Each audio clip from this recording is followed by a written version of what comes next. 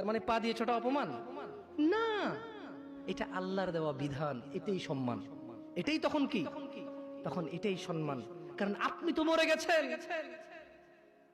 আপনি তো মরে গেছেন, আপনি তো নিজের কবরে নিজে যেতে পারবেন না, আপনার জন্য লোক লাগবে, এটাই আল্লাহর পক্ষ থেকে আপনার জন্য সম্মান। আপনি বলছেন অমুক তাবিজ দেয়, তমুক পানি পড়া দেয়, তমুকের দরবারে এই পাওয়া যায় সেই পাওয়া যায়। আরে অমুক তমুক যখন মারা গিয়েছিল নিজের কবরে নিজে যেতে পারেনি, আপনাকে কি দিবে? ইন্না লিল্লাহি ওয়া ইন্না ইলাইহি রাজিউন।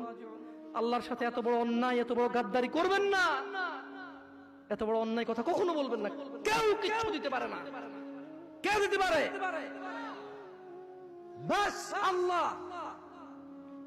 এই দেশের এমপির কাছে যেতে পিএস লাগে, আল্লাহর কাছে যেতে কোনো কিচ্ছু লাগে না, শুধু সৎ আমাল লাগে। কি লাগে? সৎ কর্ম লাগে, কোনো মানুষ লাগে না।